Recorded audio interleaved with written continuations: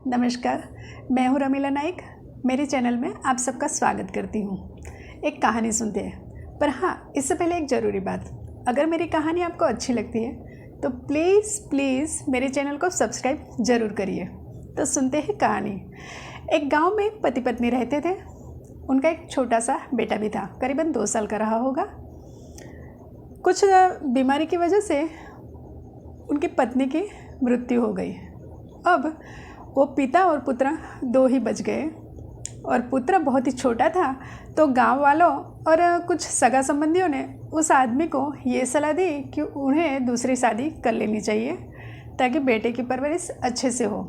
तब उस आदमी ने कहा, नहीं, मैं दूसरी शादी नहीं करूँगा, क्योंकि मैं खुद अपने बेटे की परवरिश अच्छे से कर लूँगा।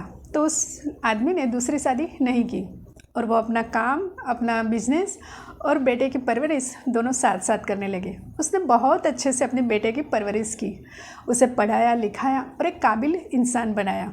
जब बेटा बड़ा हो गया तो पिताजी ने अपना जो कारोबार था वो बेटे को सौंप दिया और अब वो आराम करने लगे। अपना वक्त वो अपने दोस्तों के बीच में बिताने लगे और कभी कभी अपने दोस्तों के ऑफिस जाकर बैठे और कभी अपने पुत्र के ऑफिस जाकर बैठे। ऐसे उनका जीवन आराम से जा रहा था। एक दिन वो दोपहर में खाना खाने आए। पिताजी खाना खाने के लिए बैठे थे। उसी वक्त उनका बेटा भी ऑफिस से खाने के लिए घर पर आ गया। तो पिताजी खाना खाने के लिए बैठे थे। उस वक्त पिताजी ने बहू को आवाज़ लगाई, तो बहू को बुलाया और कहा कि मुझे खाने के साथ एक कटोरी दही पण देना। तो बहू ने आकर कहा कि पिताजी, आज तो घर में दही नहीं है। ये बात बेटे ने भी सुनी।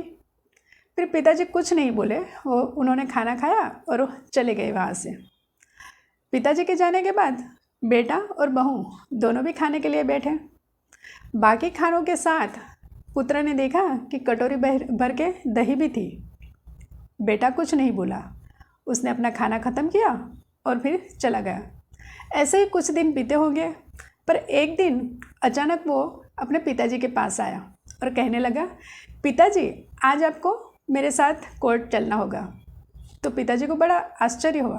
पिताजी ने कहा, क्यों? तो बेटे ने कहा कि पिताजी, आज आपकी शादी होने जा रही है। तो पिताजी को और आश्चर्य हुआ।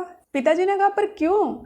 मुझे तो पत्नी की ज़रूरत नहीं है, और जहाँ तक मैं समझता हूँ कि मैंने तुम्हें इतना स्नेह तो दिया ही है कि तुम्हें भी माँ की ज़रूरत नहीं है। तो पुत्र बोला कि सच कहा पिताजी आपने कि आपको पत्नी की ज़रूरत नहीं है और मुझे भी माँ नहीं चाहिए, क्योंकि आप मुझे बहुत स्नेह देते हैं, तो मुझे भी माँ की ज़रूरत नहीं है।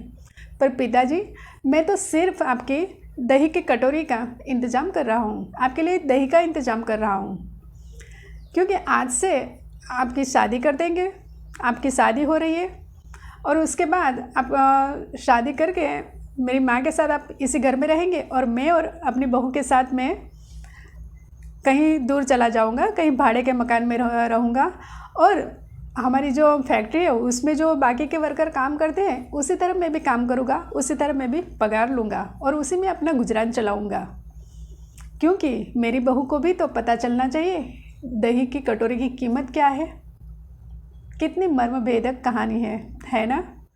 क्योंकि हमें अगर सब कुछ मिल जाता है तो हमें ऐसा लगता है कि सारा कुछ हमारा ही है। हम उस करने वाले की, उस मेहनत करने वाले की कदर करना भूल जाते हैं, कभी कभी भूल जाते हैं। तो सच में जो हमारे लिए इतना कुछ करे उसके लिए हमें थोड़ा तो करना ही चाहिए, क्योंकि ये बहुत ही अच्छे जीवन मूल्य है हमारे संसार के। हमारे जो सभ्यता संस्कृति है इसके बहुत अच्छे से मूल्य है। जो सहपरिवार हम रहते हैं, तो ये छोटे छोटे मूल्य हमारे जीवन में बहुत ही काम के हैं और उन मूल्यों के साथ ही हमें अपना जीवन जीना चाहिए। नमस्कार।